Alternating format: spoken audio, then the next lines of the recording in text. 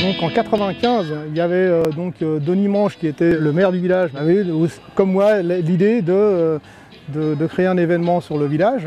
Et je lui ai dit, bon écoute, moi le jazz, je n'y connais pas grand chose, j'aime bien mais je n'y connais pas grand chose. Par contre, je connais mieux la musique rock et blues.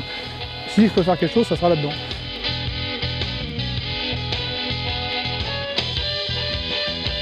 On est parti avec juste une idée et beaucoup de candeur, peut-être aussi de la naïveté. C'est ce qui nous a permis d'avancer. On n'avait aucune idée de ce qu'on allait faire.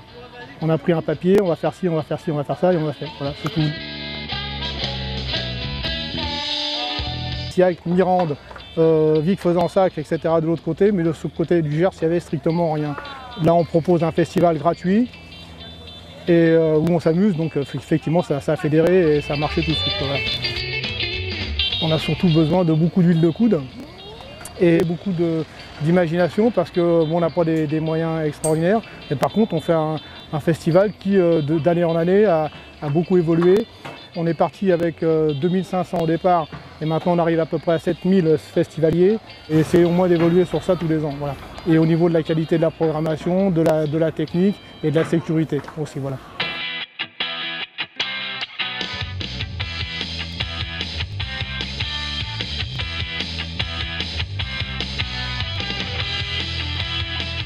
Il y a un turnover pour les bénévoles qui participent donc au festival. Il y a un turnover d'environ 20% chaque année. Mais le bouche à oreille fait que on fait une demande sur les réseaux sociaux de bénévoles. Et les gens qui connaissent le festival vont le faire 5 années de suite et vont arrêter 2 ans. Et bon voilà, des fois on retrouve les mêmes et des fois on a des nouveaux, on a beaucoup de nouveaux. Pour ce qui concerne les ressources du festival, tout ce qui est vendu sur le festival, ce qui permet donc de payer les techniciens, les musiciens, etc. Et on a quelques subventions donc, du conseil général, du conseil régional, de la communauté des communes, de la mairie.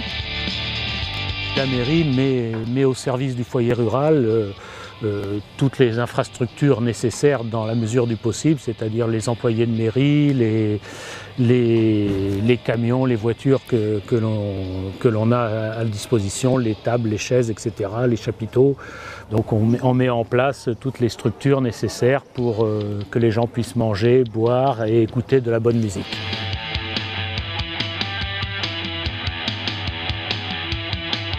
L'intérêt principal, c'est de faire connaître, bien entendu, Ségoufielle, c'est de faire profiter un maximum de gens du site. C'est quand même de créer une ambiance au sein du village, réunir les gens, les bénévoles. Il y a environ, sur ce festival, une centaine de bénévoles sur une population du village qui fait 900 habitants à peu près, donc c'est quand même considérable. Ce que j'espère, c'est que les gens seront heureux d'être sur place et de bénéficier d'une très bonne musique et d'une bonne ambiance, que le festival se déroule bien, ce qui a été le cas depuis 17 ans. Il n'y a jamais eu aucun problème et tout se passe en harmonie et de manière agréable.